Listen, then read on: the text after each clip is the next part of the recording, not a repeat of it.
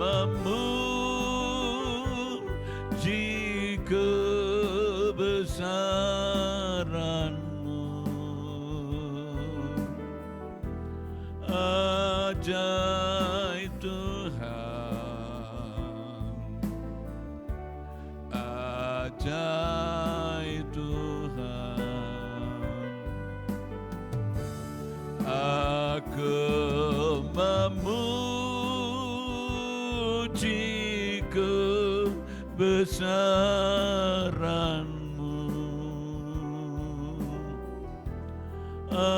Ajaib Tuhan, ajaib Tuhan, ajaib Tuhan, ajaib Tuhan.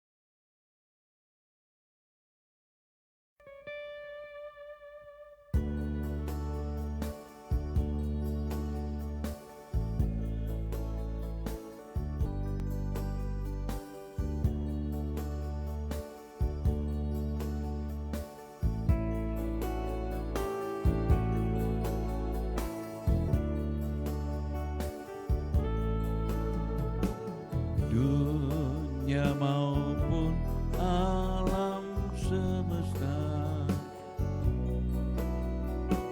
dicipta oleh Allah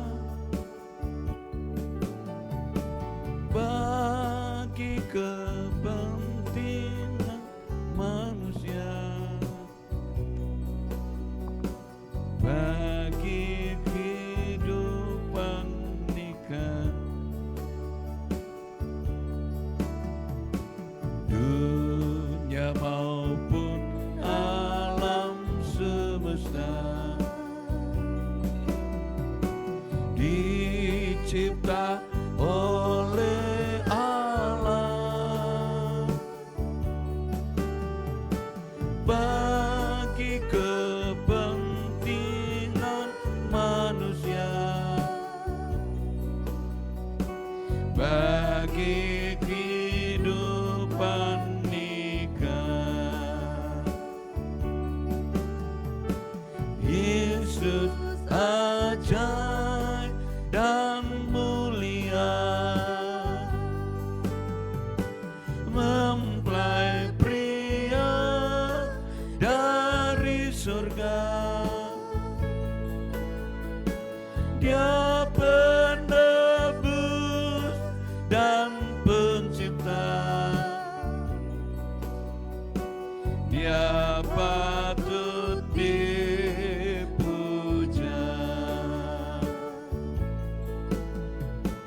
Di atas semua keajaiban adalah kasih Tuhan yang kepadaku dinyatakan lewat kuasa penyucian. Yesus ajaib dan mulia, mempelai pria dari surga. Dia penebus dan pencipta, Dia patut dipuja.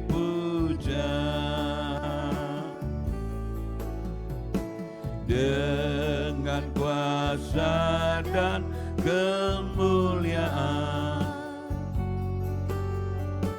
Dia kelak datang kembali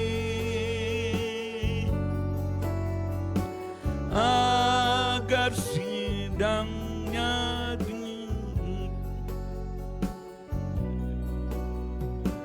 dalam tubuh rohani lagi.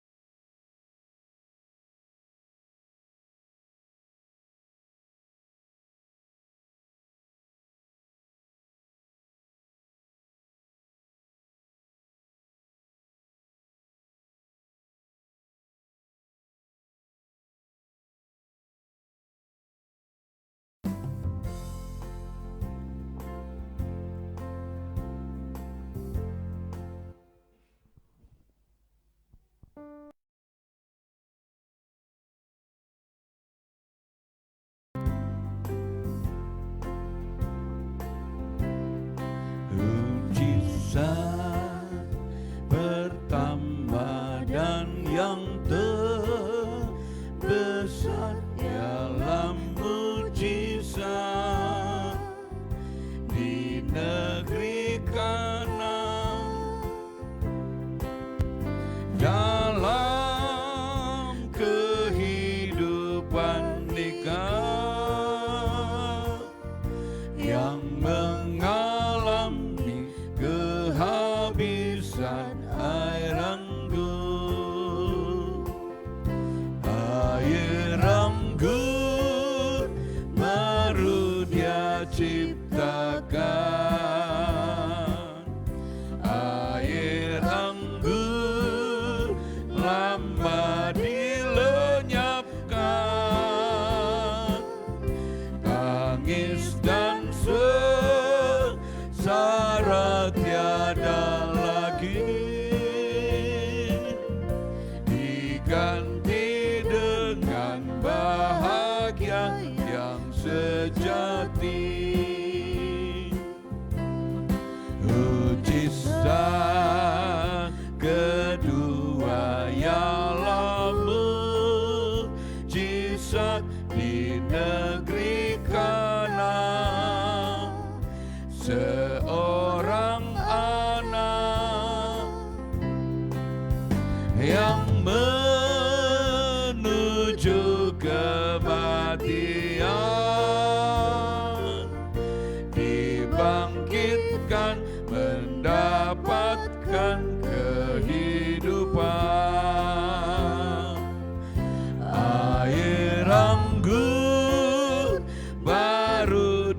diciptakan,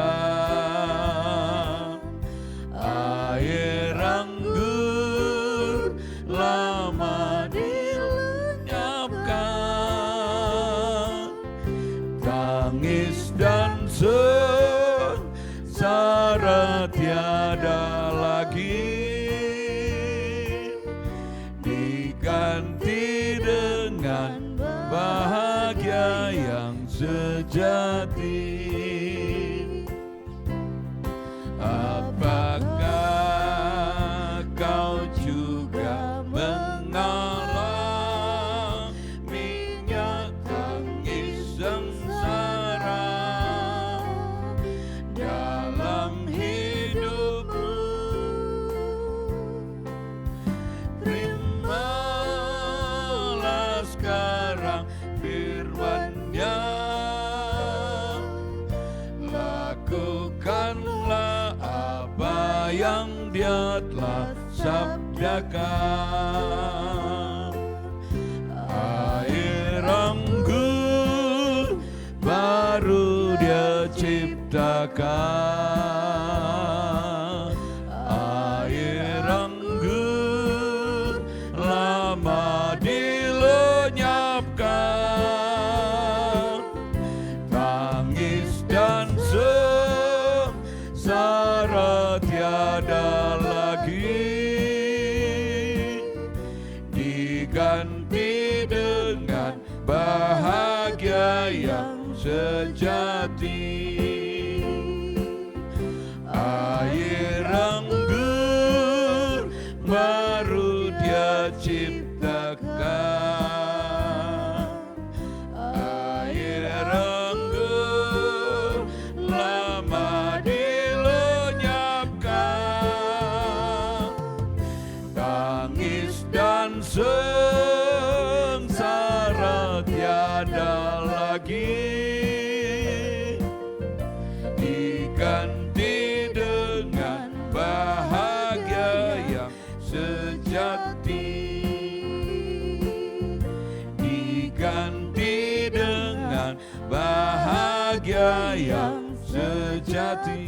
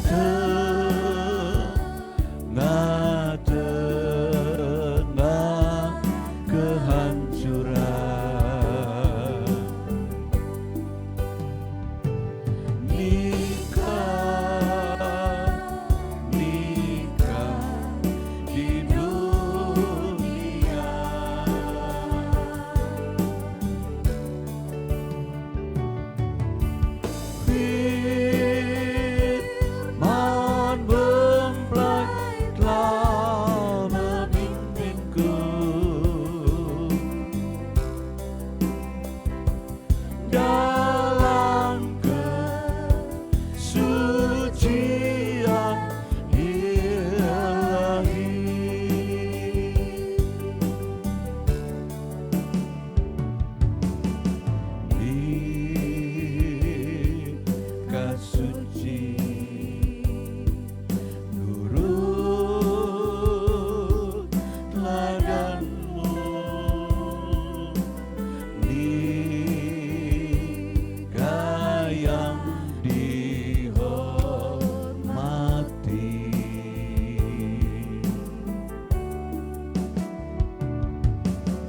Senantiasa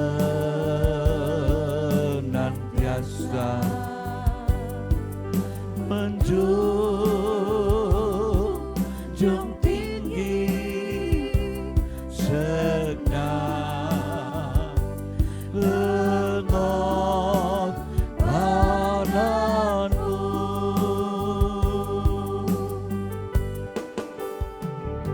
di tengah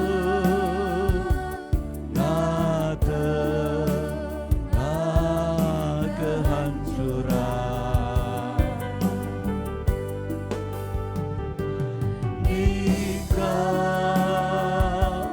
nikah di dunia.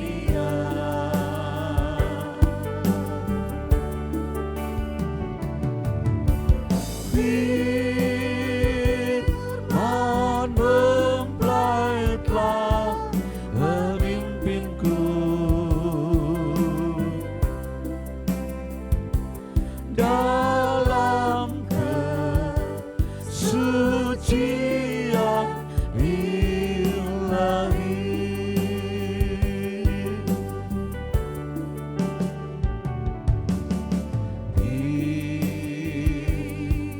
Pimpinlah terus hidupku ini, dan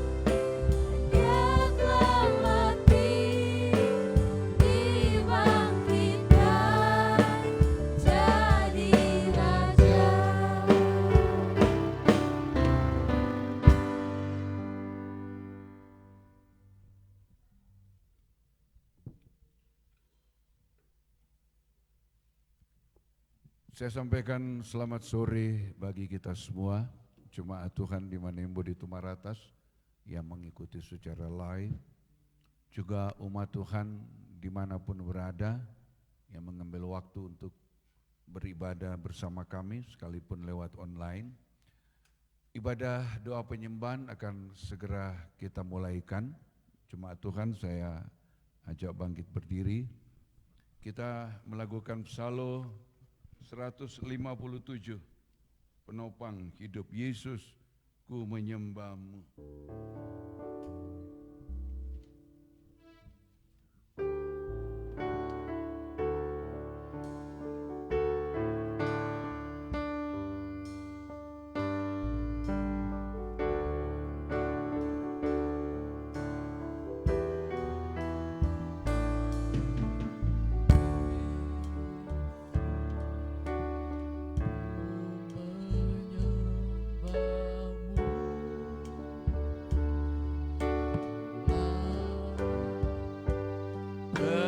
Penopang hidupku,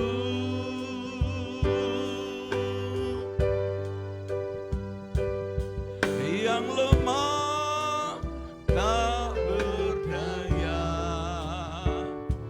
yang kecil dan terhina,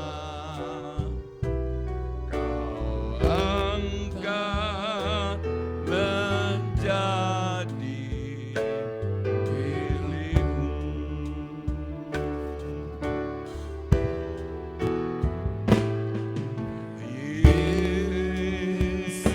Yesus, ku menyembahmu.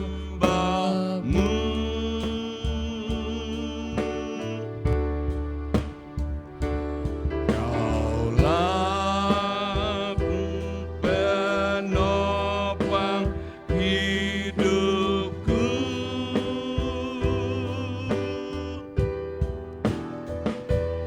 yang lemah tak berdaya,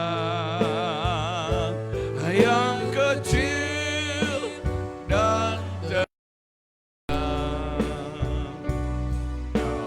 angkat menjadi milikmu. Dari awal,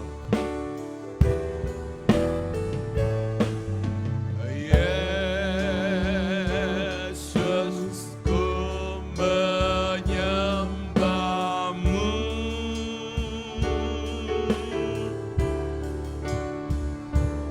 Kaulah penopang hidupku,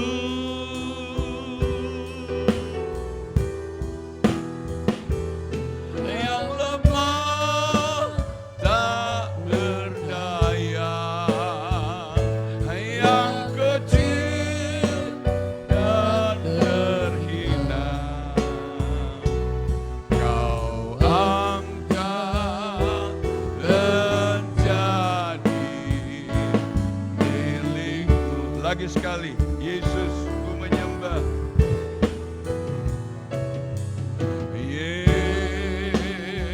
Yesus, ku menyembahmu.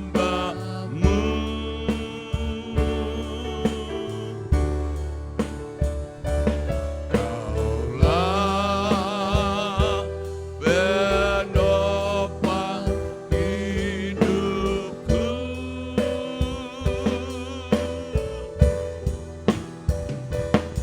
yang lemah tak berdaya, yang kecil dan terhina, kau angkat menjadi milikmu. Kita berdoa. Tuhan, inilah keadaan kami saat kami datang menghampiri takhta kasih karunia Tuhan. Ada begitu banyak kelemahan kami, begitu banyak kekurangan kami. Bahkan seringkali kami merasa kami tidak berdaya, Tuhan. Tapi kami boleh mengalami kasih karunia Tuhan yang mengangkat kami lewat kuasa dari salib-Mu, kuasa dari korban-Mu. Engkau mewujudkan kasih dan kesetiaan-Mu. Saat kami boleh datang berkumpul di dalam rumah-Mu, bahkan bersama umat-Mu lainnya yang mengikuti lewat online, Tuhan, ini semata-mata hanya karena kemurahan-Mu. Untuk kami dapat menggunakan tubuh kami, jiwa roh kami, untuk beribadah dan melayani Engkau. Memuji, membesarkan, mengagungkan Engkau yang sudah mengasihi kami. Sebelum kami mengenal apa itu kasih, Engkau sudah menyatakan kasih-Mu. Terima kasih Bapa, terima kasih Yesus. Engkau yang sudah menjadi korban bagi kami. Ibadah kami dari awal sampai akhirnya kami serahkan ke dalam tangan-Mu, sambil mohon kemurahan Dikau Imam Besar yang kami ini, lewat Roh Kudus yang mengurapi kami, bahkan lewat karunia-karunia Roh Kudus-Mu yang memampukan kami untuk dapat mengerjakan ibadah pelayani dengan benar bagi kemuliaan-Mu. Pakai kami semua, mulai dari pemain musik, singer, seluruh sidang jemaat-Mu yang mengoperasikan alat-alat komputer sound system, bahkan yang nanti membantu membaca kuasa pengurapan-Mu, karunia-karunia Roh Kudus-Mu yang akan menjadikan ibadah pelayanan kami boleh merupakan persembahan yang menyenangkan, menyukakan hati-Mu. Dan Engkau juga akan memberkati ibadah kami, memberkati setiap pribadi kami, setiap nikah dan rumah tangga untuk mengalami kuasa Tuhan, mengalami kebaikan, mengalami kemurahan, mengalami damai sejahtera dari Tuhan. Saudara-saudara kami yang lain yang mungkin masih dalam perjalanan, penyertaan perlindungan bagi mereka untuk dapat tiba dengan selamat. Kuasa pekerjaan setan roh jahat yang mau mencoba mengganggu, menggoda, mengalihkan perhatian kami dari Tuhan lewat ibadah kami. Kami ikat semua dengan kuasa darah Tuhan dan hancurkan di dalam nama Tuhan Yesus Kristus. Darah Yesus yang berkuasa. Ibadah-ibadah yang lain yang juga diadakan sore ini dimanapun dan apapun bentuk ibadah itu, bahkan mungkin berada di daerah-daerah yang bergejolak karena politik Tuhan dan lain sebagainya, Engkau tetap ada dan menyatakan segala kebaikan, segala kemurahan-Mu di tengah-tengah kehidupan mereka. Di sekitar gereja pastori, kendaraan-kendaraan yang ada bersama rumah tempat tinggal dan harta benda tinggalkan karena tak beribadah, biarlah perlindungan-Mu terjadi atas semuanya itu. Engkau dibesarkan, dipermuliakan. Inilah doa kami, permohonan kami. Kami persembahkan semua di dalam nama Tuhan Yesus Kristus. Haleluya. Amin. Kita lanjut 155. Kulihat Tuhanku di atas takhtanya.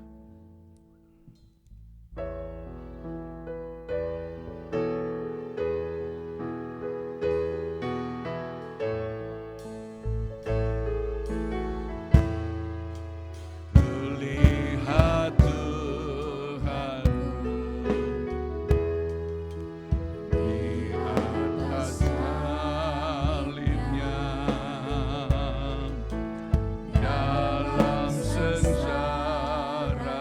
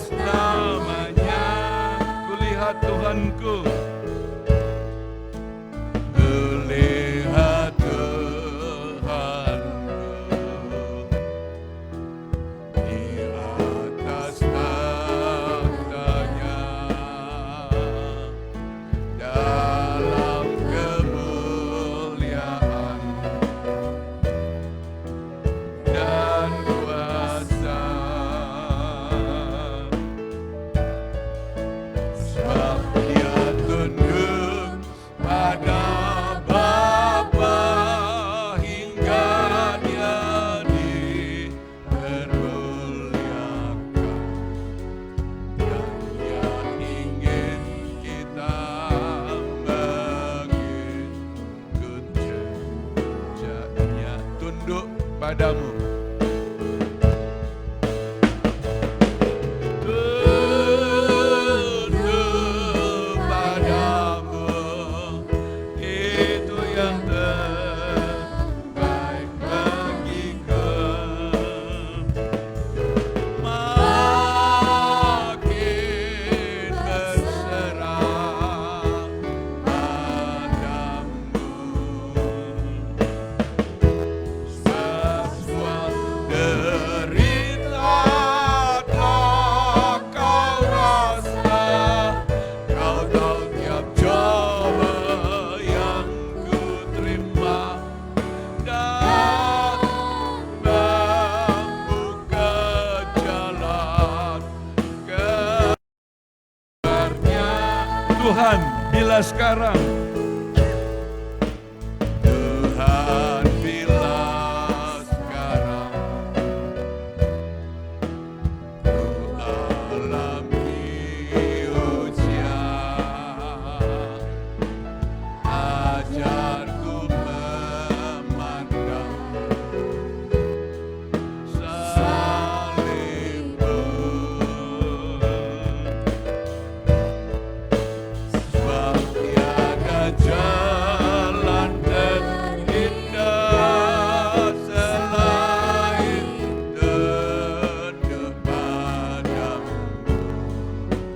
Dalam kelemahan Kaulah kekuatanku. Tunduk padamu.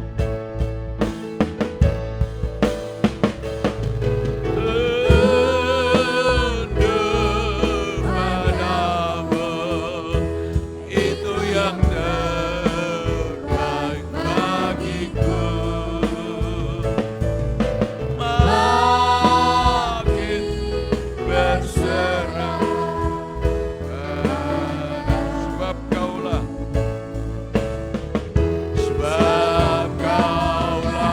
Allah dan Rajaku, Kau berkuasa atasku. Sebab darah-Mu yang telah menebusku. Kita menyiapkan hidup kita, hati kita, bahkan segenap tubuh jiwa roh kita untuk bersekutu dengan Tuhan di dalam firman-Nya. Kita bangkit berdiri. 177. Biarlah Kau melimpah. Ku perlu Kau Tuhan.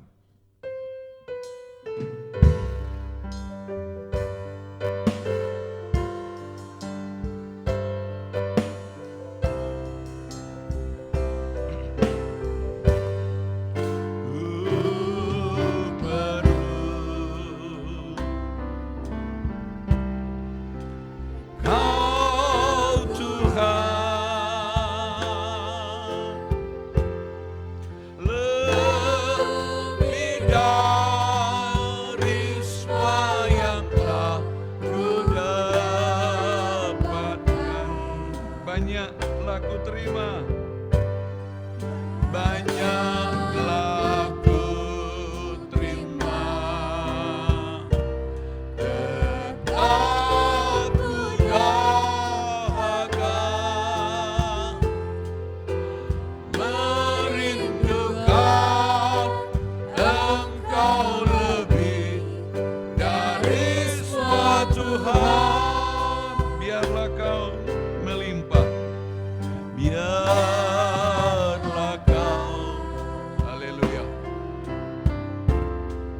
melimpah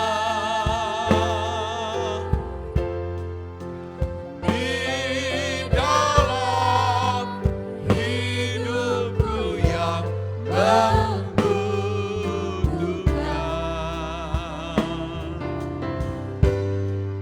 Banyak yang ku terima, masih ku merasa hampa dan haus. Biar Kau limpah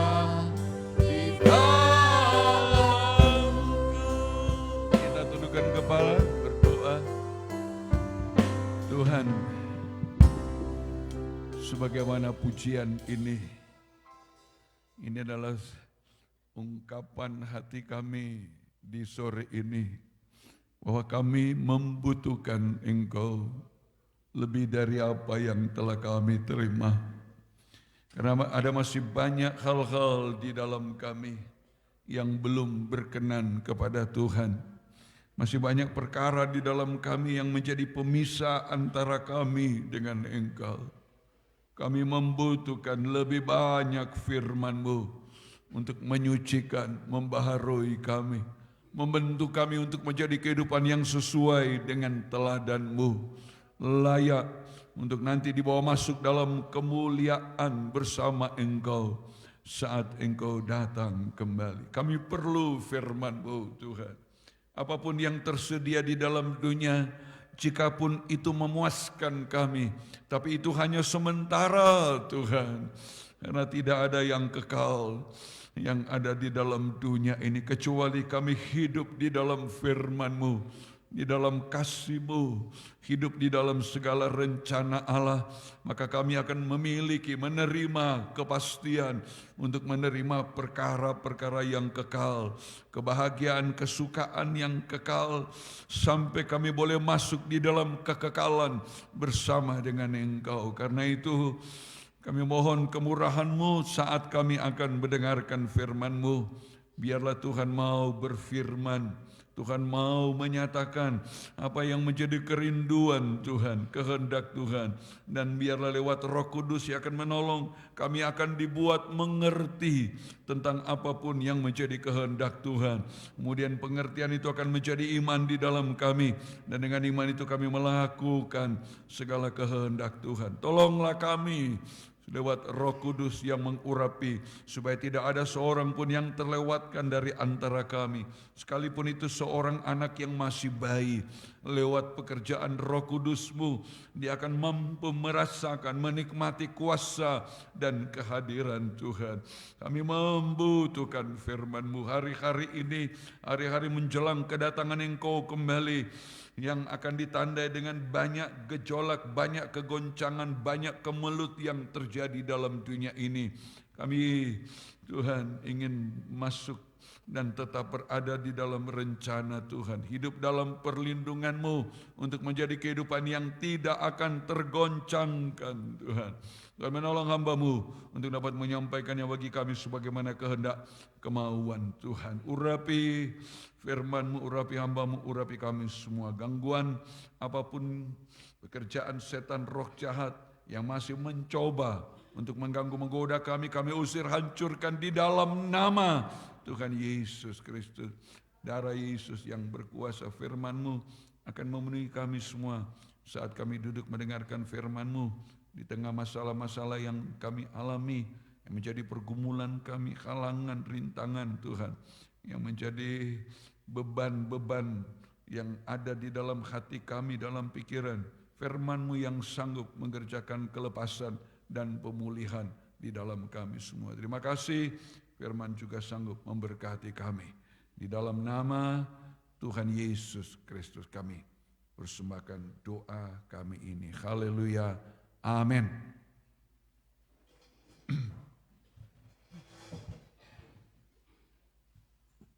Saya sampaikan selamat sore bagi kita semua, umat Tuhan di wilayah Indonesia Barat dan Tengah.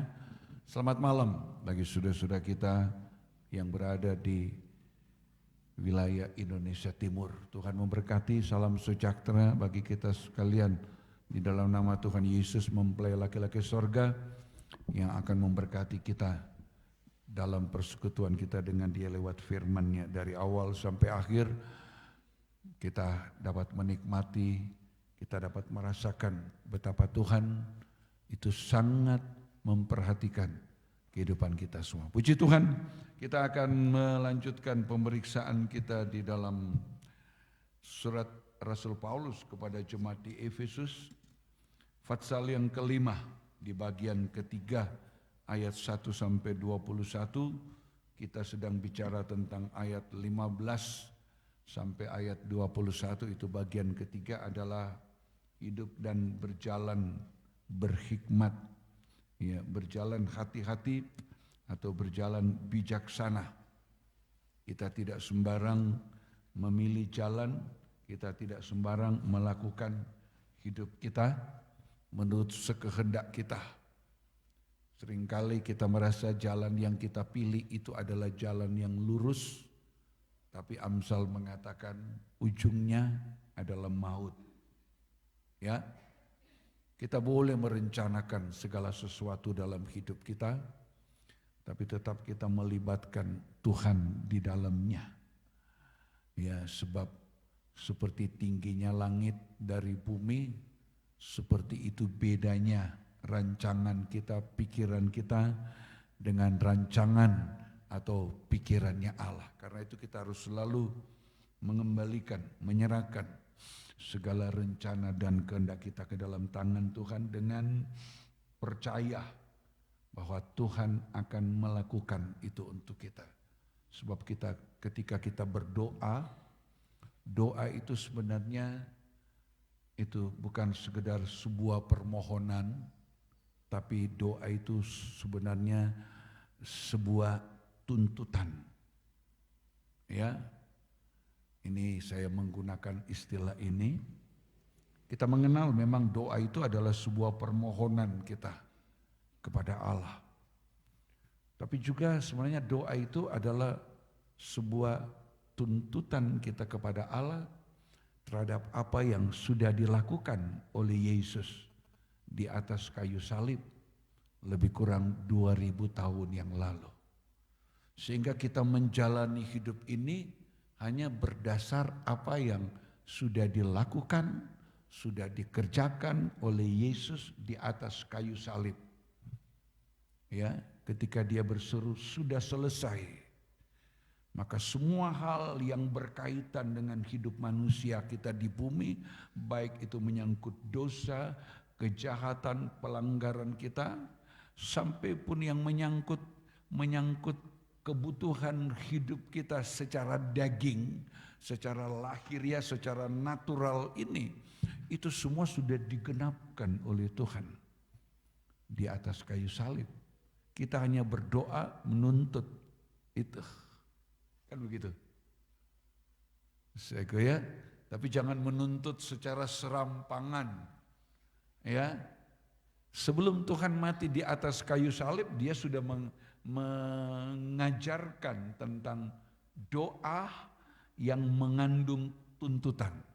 Matius pasal yang ke-7. Ya, Matius 7 ayat 7 dan 8. Jadi doa itu, ya. Hal pengabulan doa. Ya, hal pengabulan doa. Mintalah, maka akan diberikan kepadamu. Ya, itu kata minta bukan sekedar permohonan, tapi itu sebuah tuntutan. Kenapa?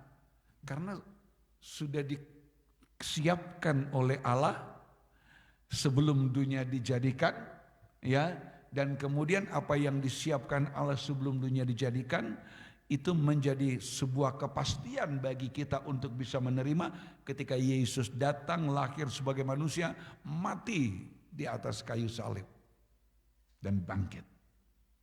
Itu memastikan bahwa apa yang disediakan oleh Allah, saudaraku, itu bisa kita mengambil. Ya, itu iman. Iman itu suatu kesempatan untuk kita bisa mengambil apa yang disediakan oleh Allah.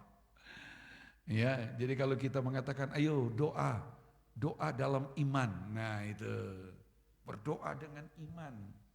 Itu doa yang bukan sekedar mengandung permohonan tapi tuntutan kepada apa yang sudah disediakan Allah dan sudah dikerjakan oleh Yesus bagi kita ketika dia mati di kayu salib dan bangkit. Mintalah maka akan diberikan kepadamu. Kan begitu? Minta. Meminta itu sebuah tuntutan. Ya. Kalau saya menyuruh Saudara Fernando, tolong kamu pergi minta sama dia. Ya, kamu minta, bilang saya yang suruh karena sudah dibayar. Kan gitu. Oh saya disuruh, mau apa? Mau mengambil. Karena itu, mau mengambil. Sebab katanya sudah dibayar. Apalagi kalau bawa nota, bawa bon. Tinggal menunjukkan ini sudah dibayar. Kita menuntut. Ini notanya, DO-nya ini. Kita tinggal mau mengambil. Ya, ketika dia mengatakan, oh enggak bisa, ini saya cuma disuruh mau datang ambil.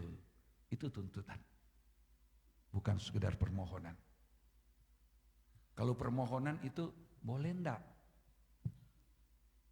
Itu kalau permohonan kan kita bisa datang dengan memohon. Boleh enggak? Saya mau minta.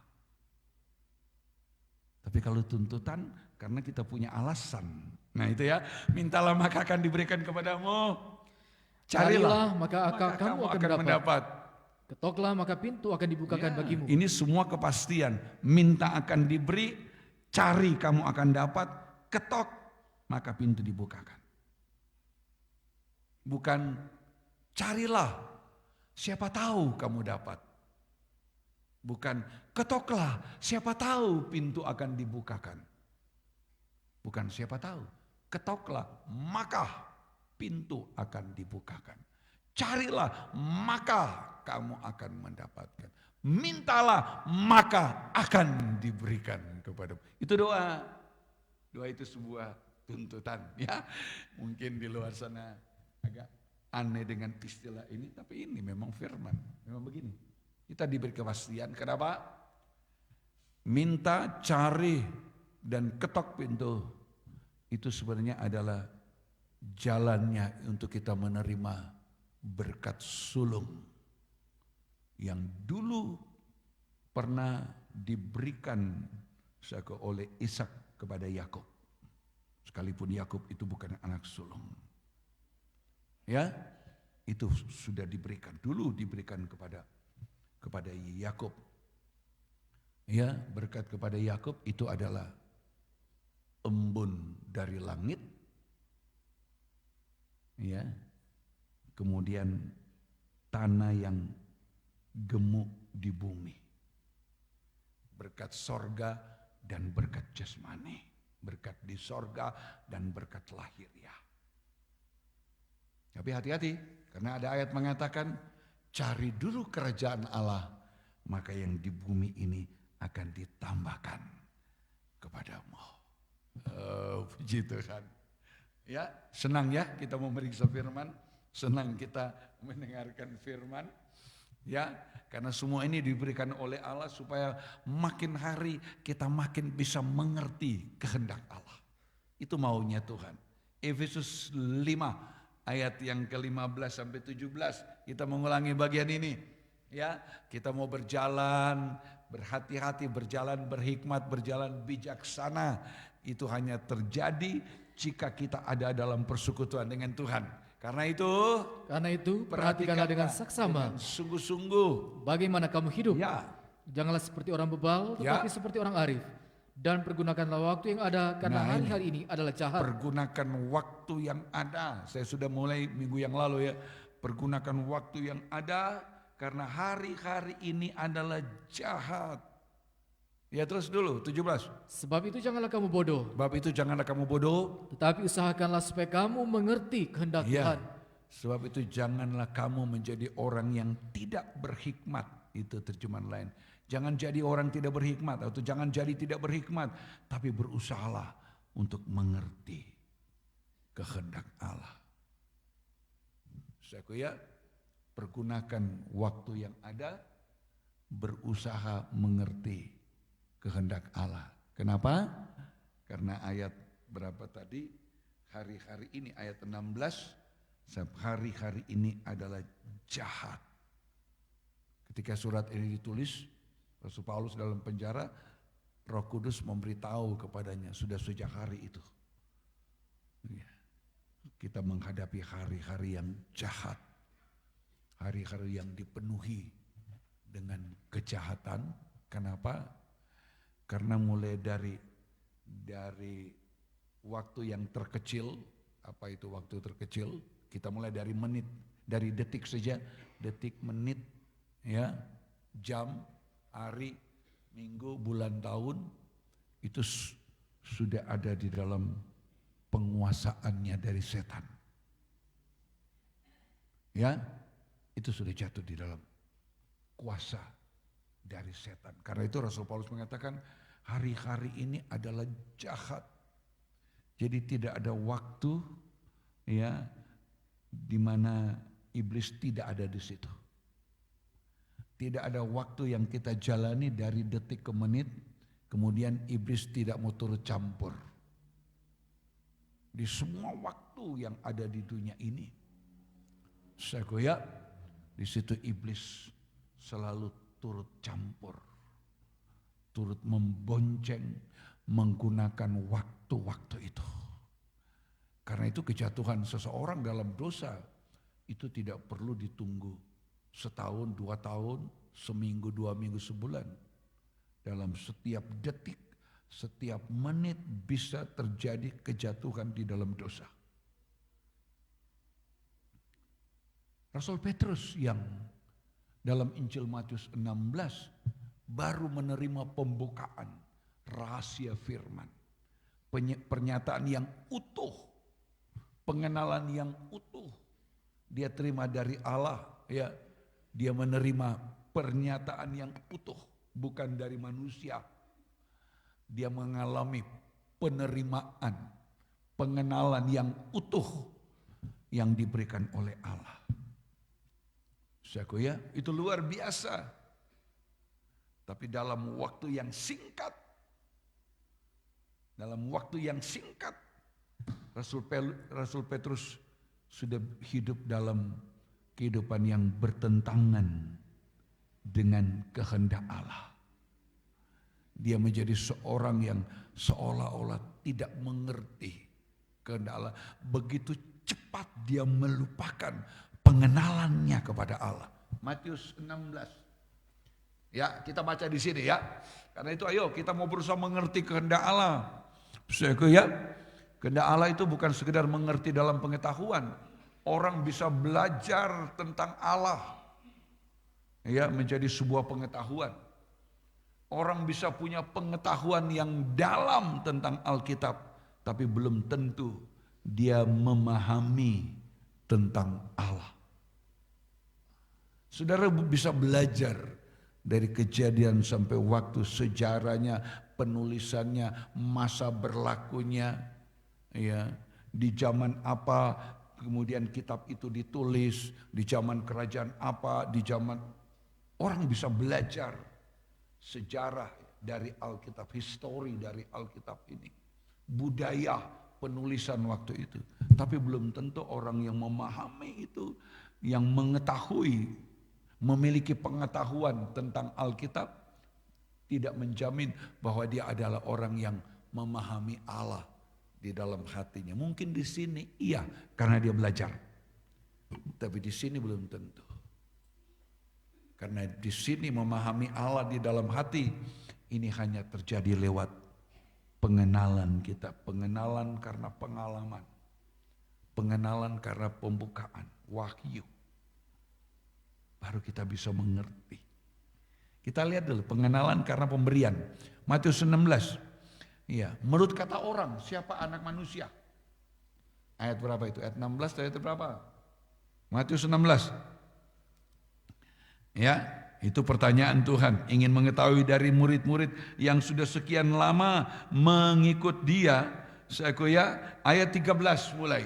Setelah Yesus tiba di daerah Kaisarea Filipi. Ya, setelah dia tiba di daerah Kaisarea Filipi. Ia bertanya kepada murid-muridnya, kata orang siapakah anak manusia itu? Jadi dari sini saja kita bisa mengerti bahwa Tuhan punya kerinduan untuk mengetahui seberapa dalam sih murid-murid itu mengenal aku.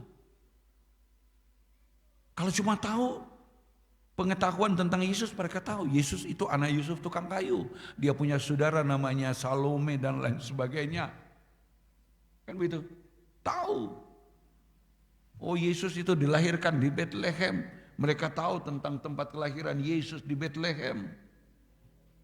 Ya, bukan seperti sekarang orang dari luar Timur Tengah, dari luar Israel ingin berwisata ke Israel, mau datang lihat tempat kelahiran Yesus. Murid-murid tahu persis di mana Yesus lahir. Ya, tahu sejarah Yesus. Ketika dia masih kanak-kanak, dia bertumbuh menjadi seorang pemuda, remaja. Ya, sampai kemudian dia mulai melayani ketika umur 30 tahun. Mereka tahu sejarah Yesus. Kenal orang tuanya, Yusuf itu dari keluarga mana, Maria itu dari keluarga mana. Tahu. Ya, tapi ada sesuatu kerinduan di hati Tuhan ingin mengetahui seberapa dalam mereka mengenal Dia. Saya bukan hanya ini, bukan hanya sekali saja. Ya, di dalam Injil Yohanes, Tuhan juga heran kepada murid-murid, khususnya Filipus. Sekian lama engkau ikut aku, tapi engkau tidak kenal aku. Nah ini kan. Iya, kita baca Matius 16 ayat 13 mulai.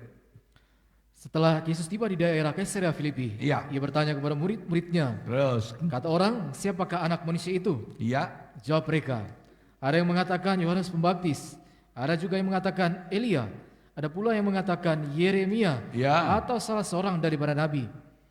Lalu Yesus bertanya kepada mereka, tetapi apakah katamu, siapakah aku ini? sekarang yang tadi kamu dengar dari apa cerita orang. Dari murid-murid yang melayani dengar orang bercerita, oh Yesus itu Elia, Yesus itu ini, Yesus itu ini. Nah, Yesus disamakan. Ya, itu Matius 16 tadi. Yesus disamakan dengan Yohanes Pembaptis, disejajarkan. Ya, ketika mereka lihat Yesus berkhotbah, Yesus mengajar, Yesus melakukan mujizat, mereka sejajarkan Yesus dengan Yohanes Pembaptis. Yang lain bilang, oh enggak, dia sama dengan Elia. Yang lain bilang, enggak, menurut saya dia sama dengan Yeremia. Itu kan, semua tidak salah. Tapi itu baru pengenalan, pengetahuan, pengenalan yang sangat rendah, sangat dangkal. Ya, Tuhan ingin tahu dari murid-murid, seperti apa sih mereka mengenal Dia. Lalu Yesus bertanya kepada mereka, tetapi apa katamu, siapakah aku ini? Maka jawab Simon Petrus, Maka jawab Simon Petrus, engkau adalah Mesias, engkau anak Allah adalah yang hidup. Mesias. Ya, ini engkau adalah Mesias, anak Allah yang hidup. Ya, Kata Yesus kepadanya, berbahagialah engkau Simon bin Yunus, sebab bukan manusia yang menyatakan itu kepadamu, Ya. melainkan Bapa-Ku yang di sorga. wah ini luar biasa. Petrus mengenal, ya, bukan karena dengar apa kata orang, ya, dia juga tidak dengar dari Yesus sendiri yang mengatakan, tapi Yesus mengatakan berbahagialah engkau Petrus, Simon bin Yunus, karena Bapa, bukan manusia yang memberitahu, melainkan Bapakku. Ini sebuah keistimewaan. Ya, ini luar biasa. Ya, lihat berkat Tuhan, janji Tuhan dalam pengenalan ini. Ya, terus. Dan aku pun berkata kepadamu, Ya, engkau adalah Petrus, engkau adalah Petrus. dan di atas batu karang ini aku akan mendirikan jemaatku, dan alam maut tidak akan menguasainya. Iya. Oh, ini berkatnya Petrus luar biasa. Engkau adalah batu. Itu Petrus. Engkau adalah batu. Ya, Petrus, engkau adalah Petrus itu batu, dan di atas batu karang itulah Yesus. Aku akan mendirikan jemaatku dan alam maut tidak menguasai. Luar biasa kan pembukaan ini. Tapi kita lihat ayat 21. Ayat 21. Sejak waktu itu sesudah Tuhan menyatakan menyatakan rahasianya, kehendaknya, memberitahu kepada mereka, sesudah Petrus mendapatkan pembukaan rahasia firman Allah, sejak waktu itu Yesus mulai menyatakan kepada murid-muridnya Ya. bahwa ia harus pergi ke Yerusalem dan menanggung banyak penderitaan dari pihak tua-tua, Terus. imam-imam kepala dan ahli-ahli Taurat, lalu dibunuh dan dibangkitkan pada hari ketiga. terus Tetapi Petrus menarik Yesus ke samping Petrus menarik Yesus ke samping dan menegur dia. dan menegur dia. Katanya, Ya, Tuhan, kiranya Allah menjauhkan hal itu. Hal itu sekali-kali takkan menimpa engkau. terus Maka Yesus berpaling dan berkata kepada Petrus, enyahlah iblis, enyahlah iblis. engkau suatu batu sandungan bagiku, Sebab engkau bukan memikirkan apa yang dipikirkan Allah, melainkan apa yang dipikirkan manusia. Iya, makasih. Yo, ayat berapa tadi? Ayat yang ke-16 mulai Tuhan memuji. Berbahagialah engkau Petrus, bukan manusia memberitahu tapi Bapakku. Ya, itu sebabnya karena engkau sudah mengerti, tahu siapa aku, engkau sekarang kenal aku, maka aku berkata kepadamu, engkau adalah batu, Petrus, dan di atas batu karang ini aku akan dirikan sidangku. Luar biasa kan? Ya, pengenalan yang luar biasa. Tapi sudah lihat, hampir di waktu yang bersamaan, ayat 21, ketika Tuhan bicara tentang dia ke Yerusalem untuk menderita dan mati, hari ketika dibangkitkan, begitu cepat Petrus beralih, berubah. Segoya, barusan dia mengenal, dia datang dengan pengakuan, segoya, engkau adalah Mesias, anak Allah yang hidup. Ini sesuatu yang ditaruh oleh Bapa, bukan cuma di akalnya, tapi di dalam hatinya. Tapi di waktu yang tidak terlalu jauh, yang keluar dari mulut Petrus, ya justru sebaliknya. Ini yang saya bilang, ini yang Rasul Paulus bilang, hari-hari ini jahat, gunakan waktu yang ada, sebab hari-hari ini jahat. Hanya dalam waktu singkat, Rasul Petrus mengalami kejatuhan secara rohani. Dia mengalami kejatuhan, dia mengalami keterpurukan. Dari pandangan pengenalan kepada Yesus adalah Mesias, anak Allah. Saya di ayat yang ke-21 dan seterusnya, Petrus melihat Yesus hanya sebagai teman, sebagai manusia yang perlu ditolong, yang perlu dikasihi. Karena itu dia bilang, jangan mati, jangan ke sana. Itu perubahan pandangan, pengertian, pengenalan yang jauh sekali berbeda. Sekarang dia cuma melihat Yesus sebagai teman, sebagai sahabat yang menurut dia, aduh kasihan ya kalau teman saya ini harus menderita, lebih baik tidak usahlah kita ke Yerusalem, daripada kita ke Yerusalem terus kamu nanti diapa-apain di sana, kamu dijahat, disiksa, dianiaya sampai aduh udahlah, tidak usahlah. Itu kejatuhan yang luar biasa dalamnya. Kemunduran hidup rohani. Sekoya, terjadi kemunduran hidup rohani yang sangat dalam. Seperti kejatuhan, kemunduran jemaat Efesus dalam kitab Wahyu pasal 2. Tuhan bilang betapa dalamnya engkau jatuh. Jemaat Efesus yang begitu aktif, begitu luar biasa. Saya bukan hanya secara rohani, secara jasmani, tapi secara rohani mereka begitu luar biasa. Tapi tanpa sadar mereka melakukan semua itu bukan berdasarkan kasih kepada Allah, tapi hanya berdasarkan kekuatan, kemampuan, merasa hebat. Dilakukan bukan lagi menurut perasaan Allah, tapi dilakukan dengan perasaan manusia. Ini yang dilakukan oleh Petrus dalam Matius 16. Petrus melihat Tuhan bukan dengan mata hati yang dicelikan, tapi dengan perasaan manusianya. Kasihan kalau Tuhan mati, kasihan kalau dia harus sengsara. Karena itu Petrus mencoba dengan perasaannya, dengan pikiran manusia, mencoba mencegah. Ini loh, kita hati-hati. Sebab iblis, saku, begitu tahu gerak hati, pikiran, perasaan kita. Walaupun iblis tidak tahu semua, tapi dia tahu. Iya. Kadang dia tahu pikiran kita mengarah kemana, perasaan kita mengarah kemana, dia tahu. Dan dia bisa gunakan. Dia bisa menyusup dalam seketika. Di waktu yang sempit. Di waktu yang sangat singkat, iblis sempat menyusup dalam pikiran Petrus. Ketika Tuhan bicara, aku ke Yerusalem, aku akan menderita sampai mati. Nah, tiba-tiba Petrus langsung berpikir kan, ini yang saya bilang iblis menyusup dalam pikiran. Petrus berpikir merasa, waduh, kalau Tuhan mati, kalau Tuhan sebentar, nah iblis masuk dalam pikirannya. Itu sebabnya Petrus kemudian dengan perasaan dan pikiran manusiawi menarik Tuhan, melarang Tuhan untuk jangan ke Yerusalem. Ya, itu yang Rasul Paulus mengatakan hari-hari ini adalah jahat. Iblis begitu cepat bekerja.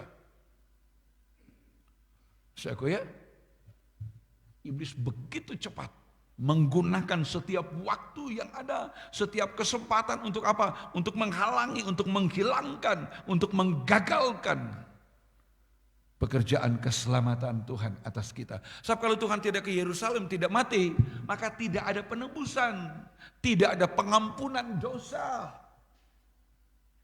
Dosa saku umat manusia, dosa seluruh manusia, itu tidak bisa diselesaikan oleh darah lembu, darah kambing atau domba. Ya, Israel yang setiap kali melaksanakan korban, mempersembahkan binatang sebagai korban penebus salah, korban penghapus dosa, itu kekuatannya jangka waktunya hanya setahun. Dan harus diulang lagi, dan diulang lagi. Dan itu tidak menyelesaikan masalah. Yang bisa menyelesaikan masalah dosa manusia itu adalah harus ada darah yang dicurahkan. Tapi itu bukan darah binatang, lembu, kambing atau domba. Tapi harus darah yang tidak bercelah, tidak bercacat celah. Harus darah yang murni. Dan itu hanya ada pada Yesus. Satu-satunya manusia di bumi waktu itu yang darahnya tidak tercemar oleh dosa Adam. Satu-satunya. Hanya darah Yesus. Ya, darah yang tidak ternoda.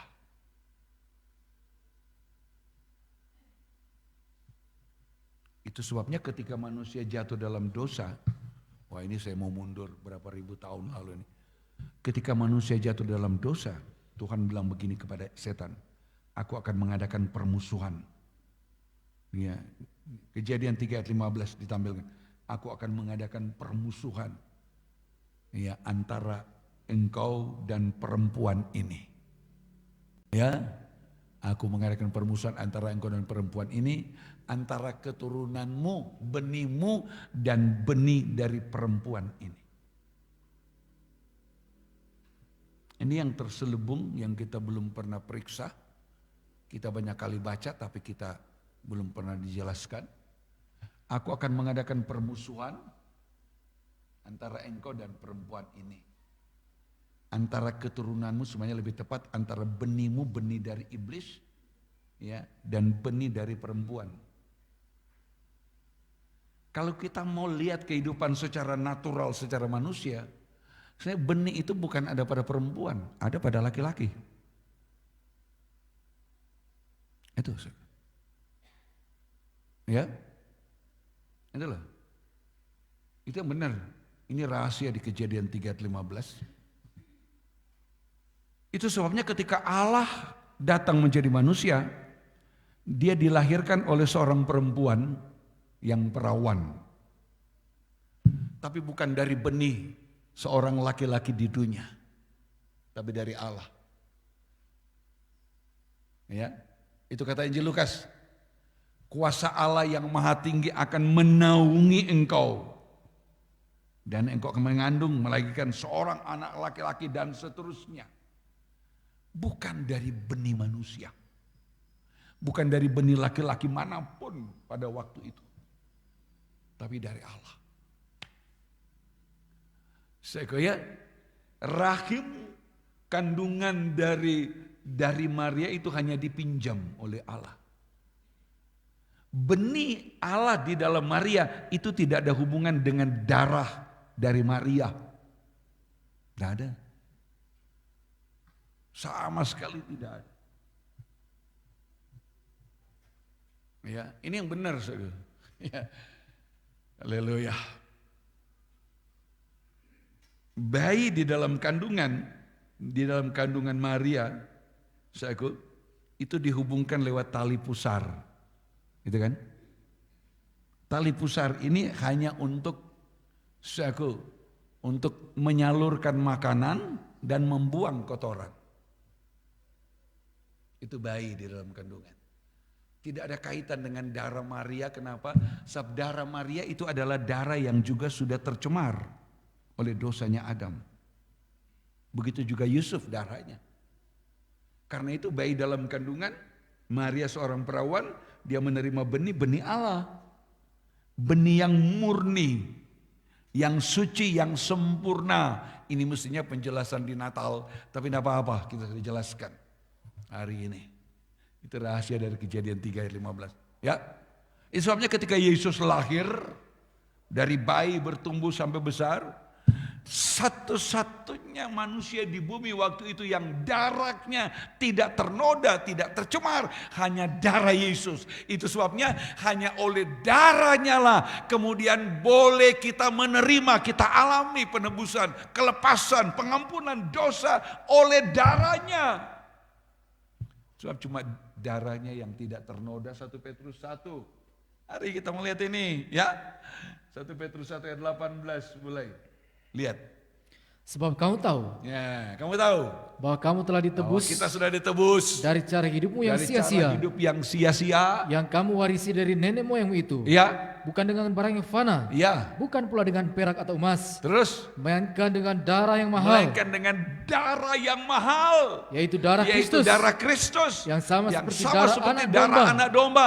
Yang tak bernoda dan tak bercacat. Sementara darah dari orang-orang di zaman itu, semua darah manusia itu sudah bernoda, sudah bercacat oleh dosa yang diwariskan dari Adam. Oleh darahnya Adam. Oleh dosa satu orang, seluruh dunia jatuh dalam dosa. Kata Roma. Ya. Cuma darah Yesus, ya, hanya darahnya. Ya, di ayat 20. Nah ini yang. Ya, ayat 20. Ia telah dipilih sebelum dunia dijadikan. Sama dengan saya dan saudara-saudara sudah dipilih sebelum dunia dijadikan, kata Efesus 1 ayat 3 dan 4. Terus? Tapi karena kamu, karena kita. Ia baru menyatakan dirinya pada zaman akhir. Dirinya pada zaman akhir. Lewat apa? Dia datang untuk mati di kayu salib. Untuk apa? Mencurahkan darah. Sebab itu satu-satunya darah yang tidak bernoda, yang tidak bercacat, yang tidak tercemar. Cuma darah Yesus. Bukan darah malaikat.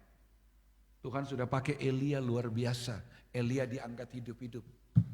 Tapi ketika di bumi, Elia salah seorang nabi yang darahnya itu tercemar oleh dosa Adam.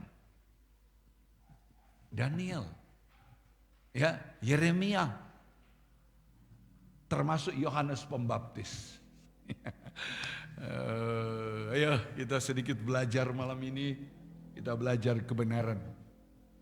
Ya, kita belajar kebenaran untuk mengerti. Nah, itu sebabnya ketika Matius 16, Petrus bilang, jangan ke Yerusalem. Kasihan kalau kamu harus sengsara. Itu Petrus menggunakan bukan hati yang dicelikkan, tapi dia menggunakan pikiran dan perasaannya.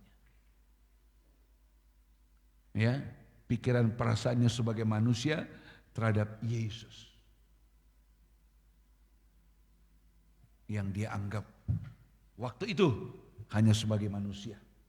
Di ayat sebelumnya dia bilang Yesus itu Mesias, anak Allah yang hidup. Punya tanda keilahian. Mesias, anak Allah yang hidup. Oh, tiba-tiba sekarang hanya dengan pikiran perasaannya dia bilang jangan. Coba kalau Tuhan tidak mati, maka tidak ada penembusan, tidak ada kelepasan, tidak ada pengampunan, tidak ada pemulihan, tidak ada perdamaian. Kita semua tetap hidup dalam dosa dan hanya menunggu waktu penghukuman. Andai kata Yesus tidak mati. Itu sebabnya ketika Petrus menarik, ya, ketika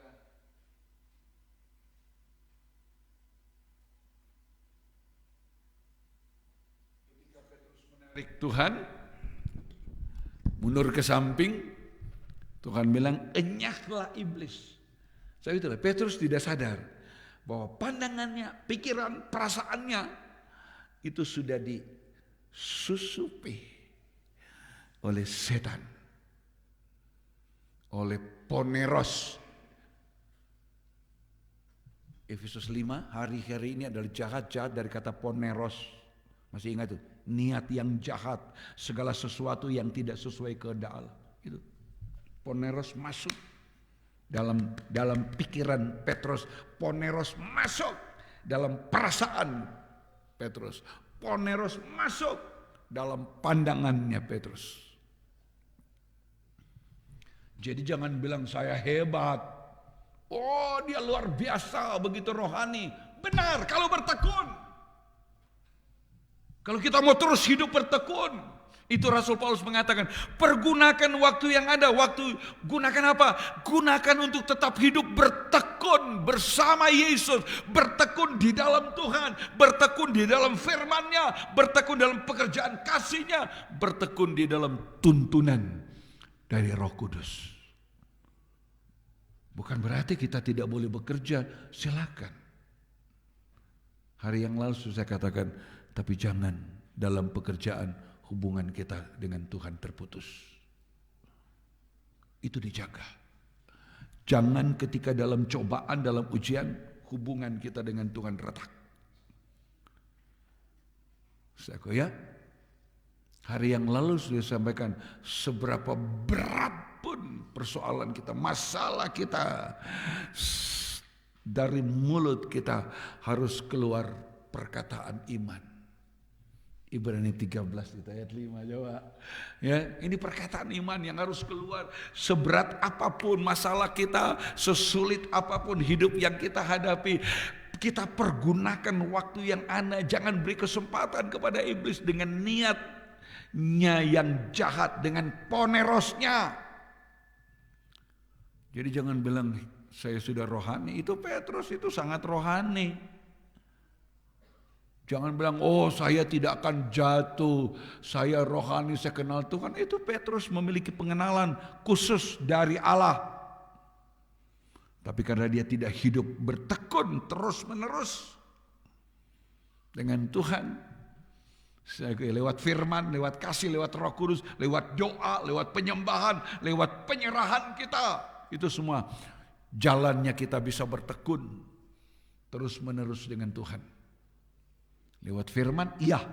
Lewat Roh Kudus, iya. Lewat kasih, iya. Tapi juga lewat doa, penyembahan, lewat penyerahan kita. Itu adalah caranya kita hidup dalam persekutuan. Kita hidup dalam ketekunan, dalam persekutuan kita dengan Tuhan. Ya, haleluya. Puji Tuhan. Itu harus kita tahu, ya. Itu yang harus kita tahu. Supaya kita tidak hidup sia-sia. Kamu duduk aja lu. Ya, supaya kita tidak hidup, kita beri kesempatan kepada iblis. Jangan, sesusah apapun, sesulit apapun hidup kita, kata-kata iman, doa, berdoa dalam iman. Jangan berdoa iman itu hanya karena kebutuhan. Saya percaya Tuhan pasti memberkati. Saya percaya Tuhan pasti buat saya sukses. Tidak salah saya bilang. Tapi jangan berhenti di situ. Ini loh. Ibrani 13 itu Ayat 5. Ayat 5. Janganlah kamu menjadi hamba uang, Ya, dan cukupkanlah dirimu dengan apa yang ada padamu. ya itulah ini. Jangan menjadi hamba itu kita tidak beri kesempatan kepada iblis dengan niat jahat. Sebab iblis bisa menggunakan uang untuk dia melaksanakan niat jahatnya. Menjerat kita dengan uang, kita menjadi orang yang menjadi hamba uang, kita hidup kikir, kita hidup tamak serakah. Gitu. Iblis bisa pakai.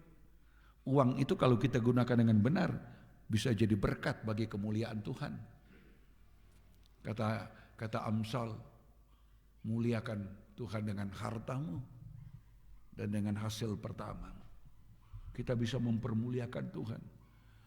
Dengan uang kita bisa berbuat kebajikan-kebajikan. Kita bisa berkorban dalam pekerjaan-pekerjaan Tuhan dengan uang. Tapi ingat, kalau kita lengah, iblis bisa gunakan uang.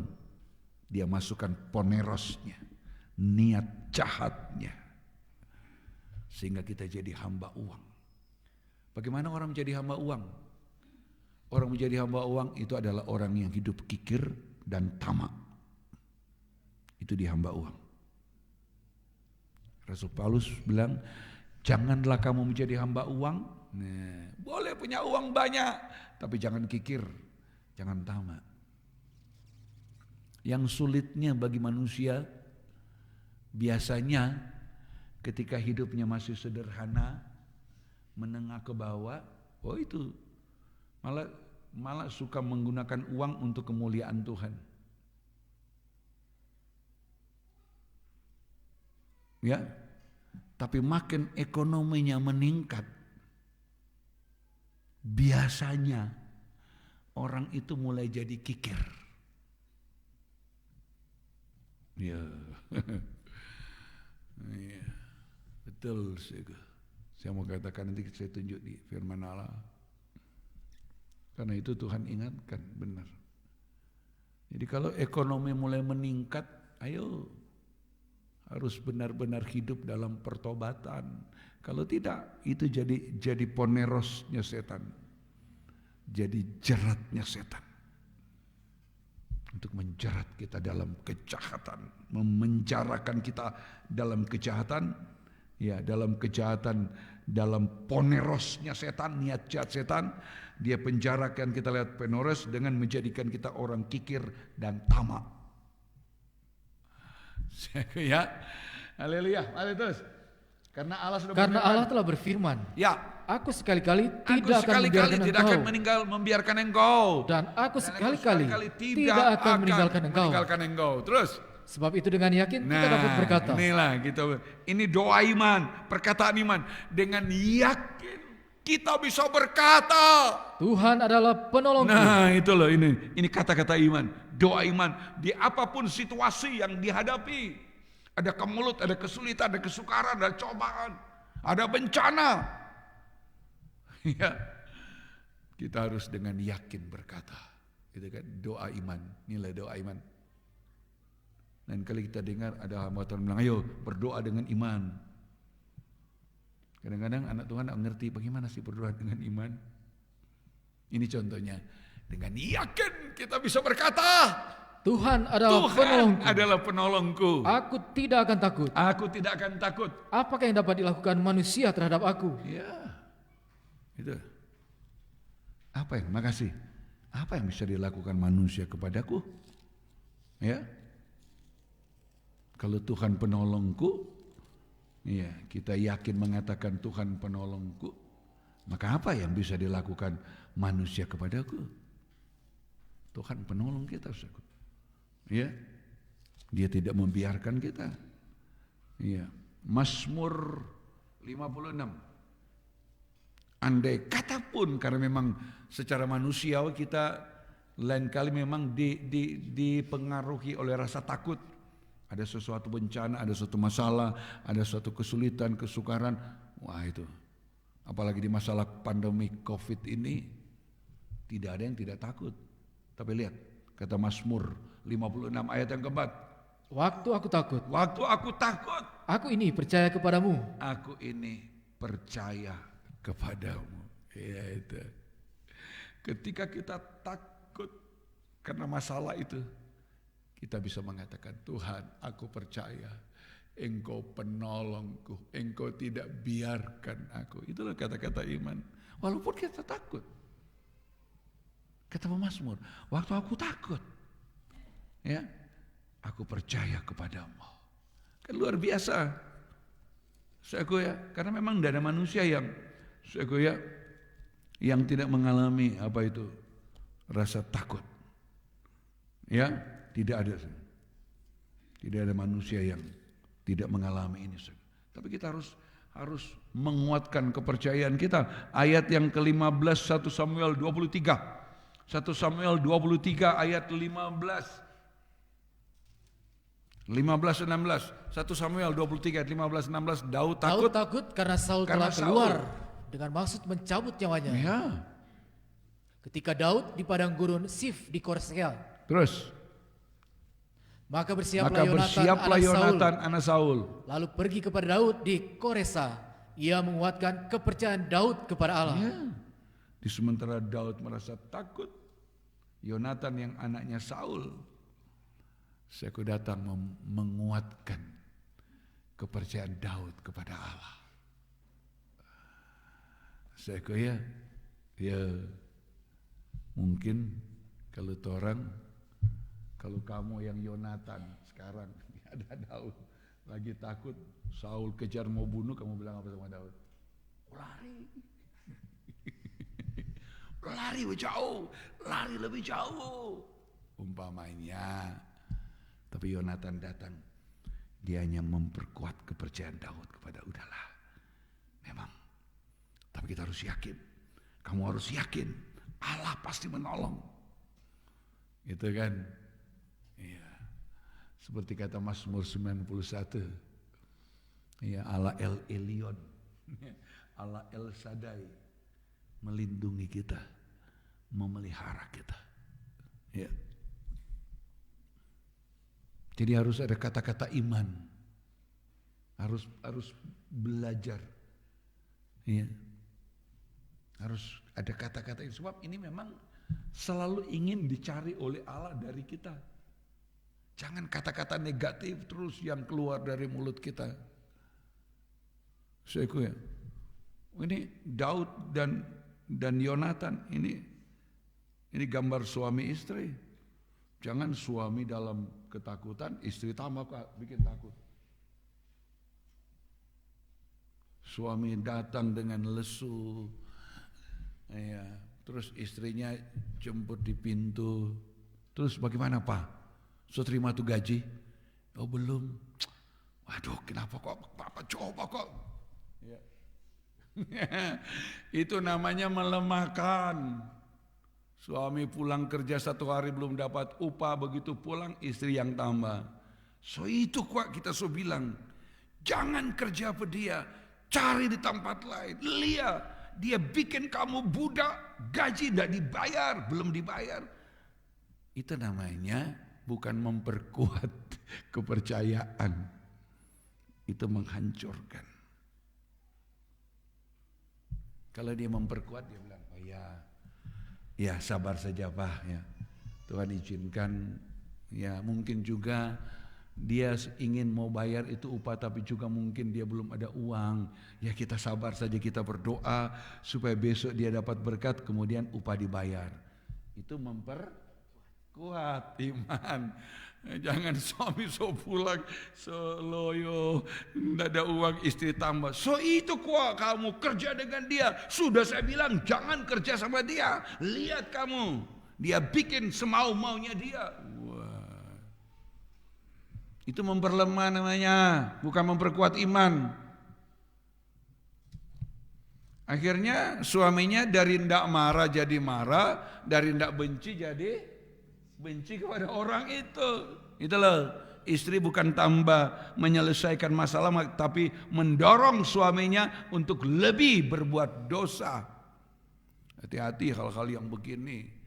Itu yang namanya iblis masuk dengan poneros di pikiran istri, di kata-kata yang keluar dari mulut istri. ada ponerosnya setan. Hati-hati ya, harus saling menguatkan. Ya, jangan saling merendahkan, jangan saling mematikan iman. Kalau istri yang mengalami, suami yang ayo, ya, udah, ya, mungkin ada maksud Tuhan lain, gitu. Kalau dia lebih yakin, dia tidak bilang begini, mungkin ada maksud, dia pasti bilang, oh itu pasti ada maksud Tuhan. Ya, itu yakin, itu pasti ada maksud Tuhan. Gitu kan? Ayo, kita mau belajar. Supaya kita tidak beri kesempatan. Rasul Paulus bilang, pergunakan waktu yang ada, sebab hari-hari ini jahat. Berusahalah mengerti. Pergunakan waktu. Hari-hari ini jahat, berusaha mengerti kehendak Tuhan. Di apapun yang kita alami. Di hal yang menyenangkan, tidak menyenangkan, berusaha melihat dengan hati.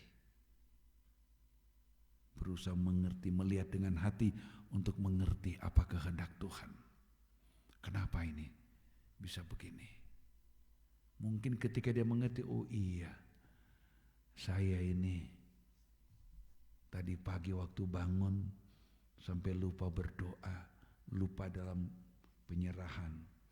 Itu sebabnya suami pergi kerja pulang tangan kosong.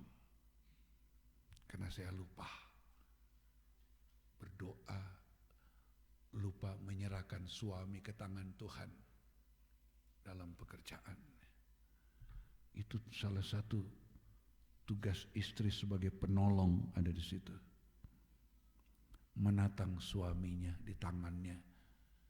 Ketika hari itu suami bekerja, dalam doa, dalam penyerahan dia bawa suaminya. Tuhan, bukan cuma lindungi suami, tapi Tuhan jaga hatinya.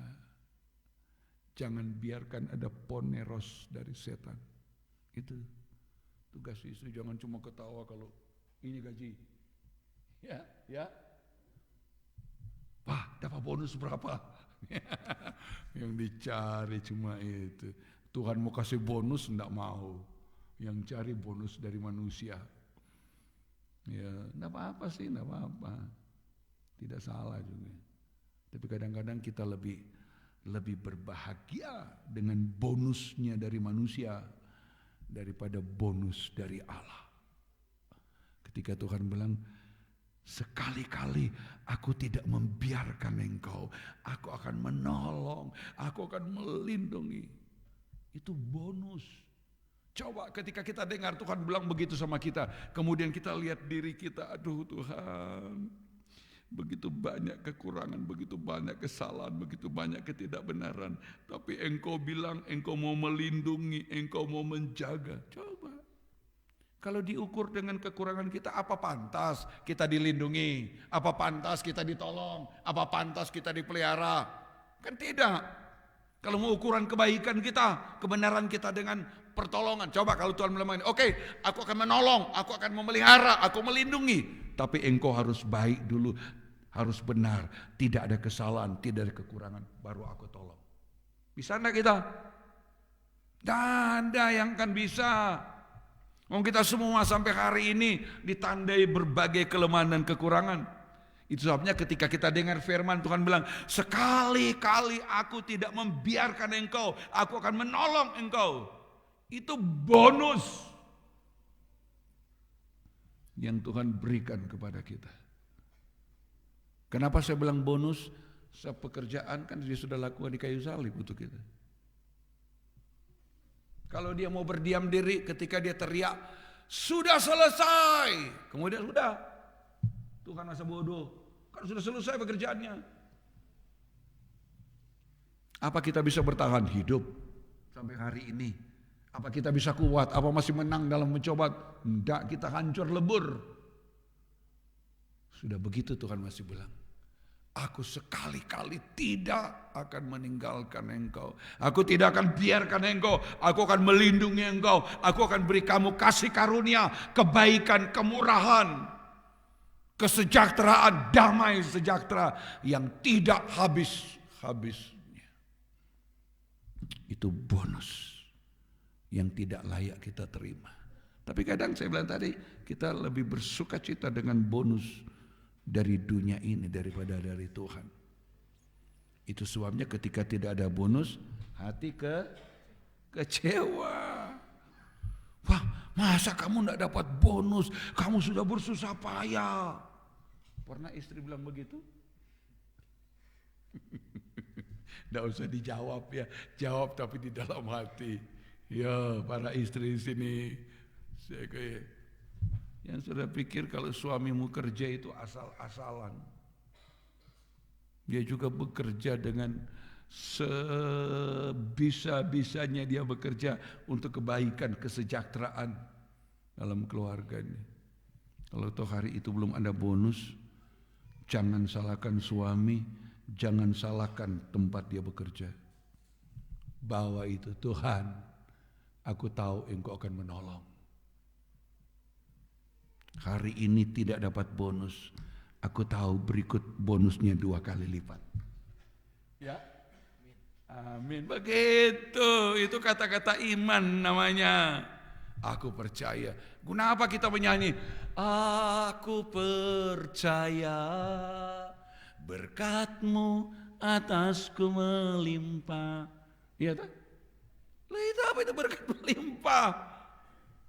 Itu hari ini dapat bonus, besok aku tahu Tuhan, Engkau akan melipat gandakan. Karena memang sistemnya Tuhan. Nah ini kalau saya bicara lahiriah, kalau saya bicara sedikit lahiriah, sistemnya Tuhan melipat gandakan. Ketika kita menabur dengan benar, itu menabur dengan pengharapan. Karena apa? Kita cuma bisa menabur. Yang menumbuhkan Tuhan, bukan kita. Yang membuat taburan kita berbuah juga bukan kita. Kita cuma sampai di menabur, berbuat. Tapi sistemnya Tuhan membuat taburan kita berlipat kali ganda. Ada ketika dia menuai 30 kali ganda. Gitu kan? Ada ketika waktunya dia menuai 60 kali ganda. Ada ketika dia menuai 100 kali ganda. Itu sistem Tuhan. Itu kalau saya bicara hanya berkat lahiriah. Ya. Tapi 30, 60, 100 kali ganda itu bukan cuma berkat lahiriah, tapi itu juga berkat rohani. Tapi malam ini saya bicara sedikit soal berkat lahiriah. Itu aneh itu. Karena sistemnya kerajaan sorga memberi benih untuk ditabur dan melipat gandakan benih itu. Terakhir kita membaca, kita belum bicara soal mengerti kehendak ya. Ini masih soal waktu. Supaya kita jangan seperti Petrus. 2 Korintus. Ya, kita lihat. Ya, 2 Korintus. Pasal yang ke-9.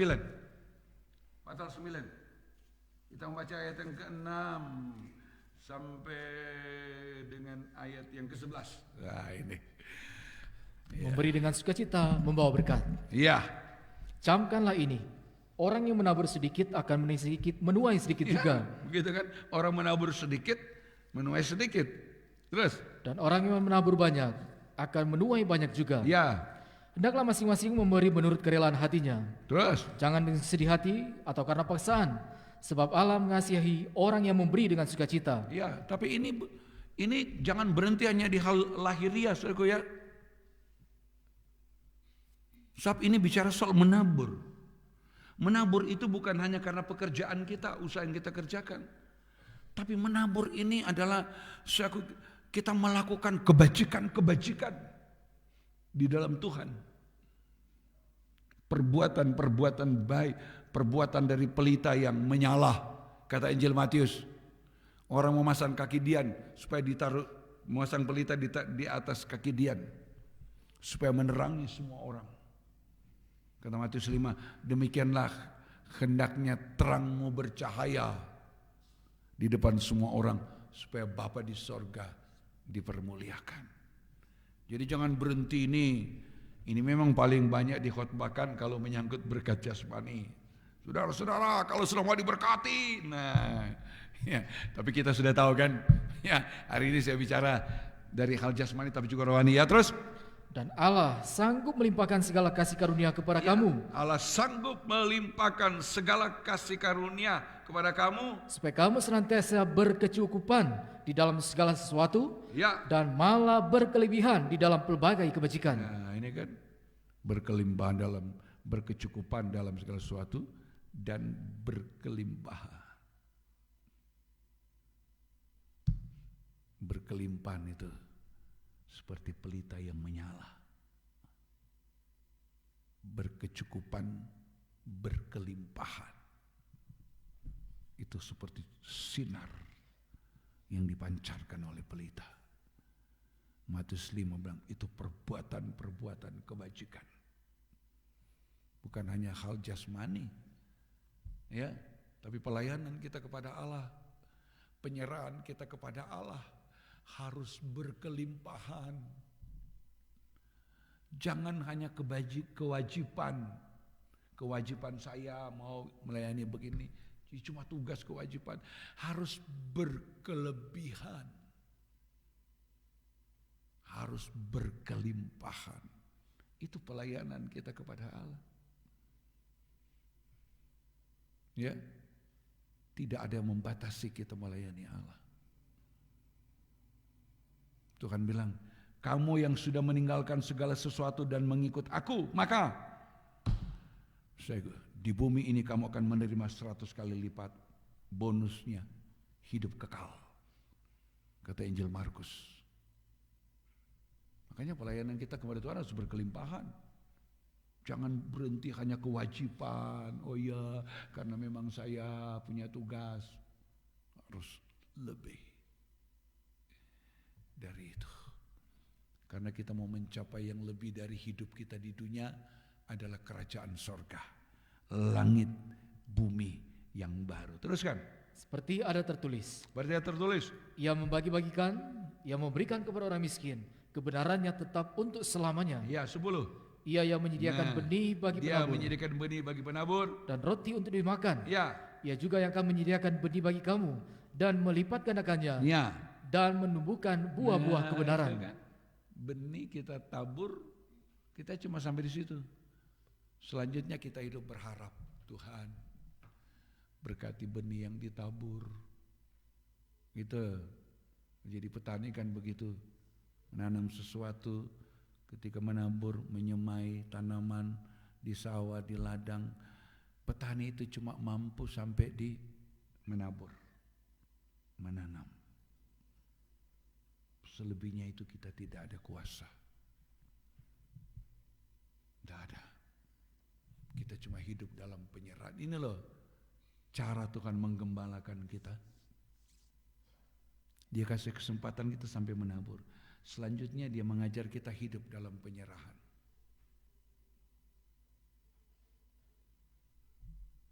Kalau Tuhan tidak tumbuhkan benih itu, apa yang bisa kita lakukan?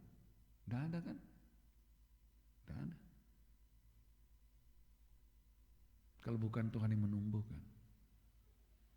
Kalau saudara di rumah tanam bunga saja, saudara stek tanaman bunga, kalau bukan Tuhan yang tumbuhkan, stek itu tidak akan tumbuh. Semua dari Tuhan. Ketika kita tanam bunga, stek, cuma sampai di situ kemampuan kita. Kita hanya tinggal tunggu. Itu kan? Itu, Tuhan menyediakan benih, melipat gandakan, dan menumbuhkan buah-buah kebenaran. Ya, dan menumbuhkan buah-buah kebenaran. Terus satu ayat lagi. Kamu akan diperkaya Kamu dalam akan segala diperkaya macam kemurahan dalam hati, segala macam kemurahan hati. yang membagikan syukur kepada Allah oleh karena kami. Nah ini, ketika Tuhan menumbuhkan buah-buah kebenaran, ya sudah sampai situ ya. Itu maksudnya kita diperkaya Tuhan dengan segala kemurahan. Artinya kita harus tahu berkemurahan.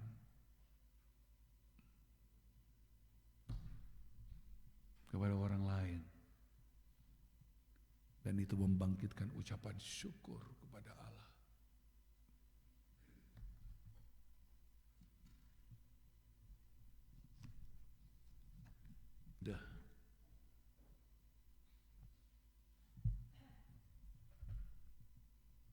Jangan tunggu kalau sudah, ya Tuhan saya mau juga berkemurahan kepada orang lain.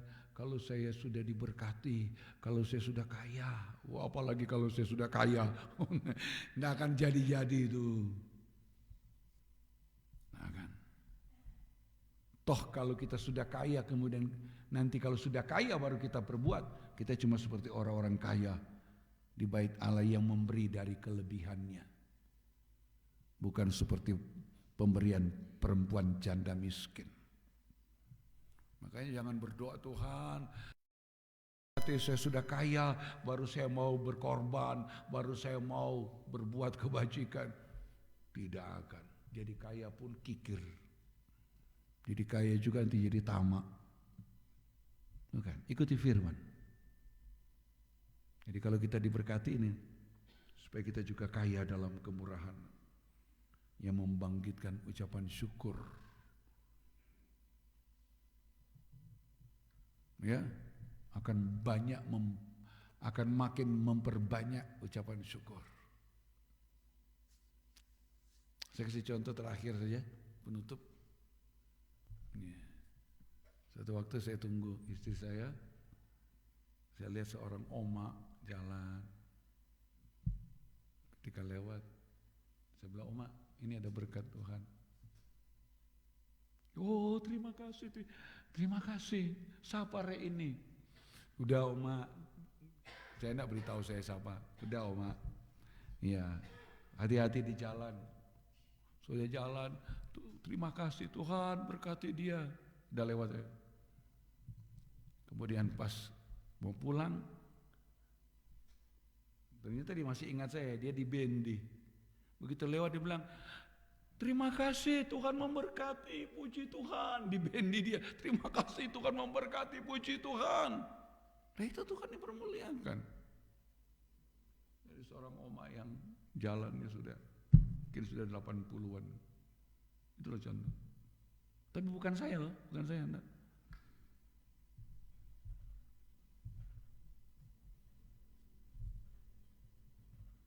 Lain lagi ada oma datang dengan bawa sayur.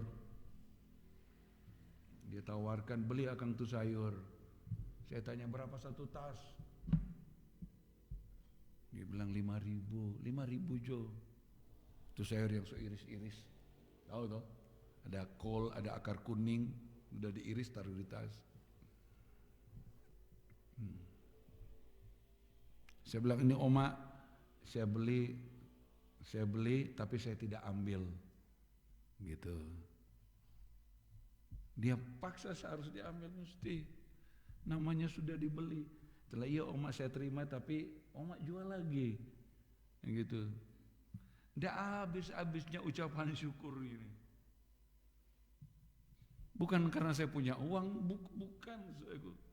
Enggak.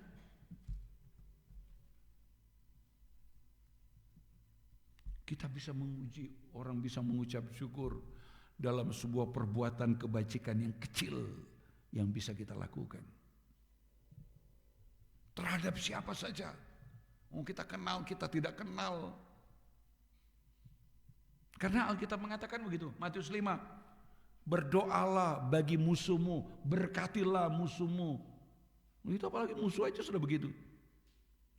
Apalagi yang bukan musuh kita.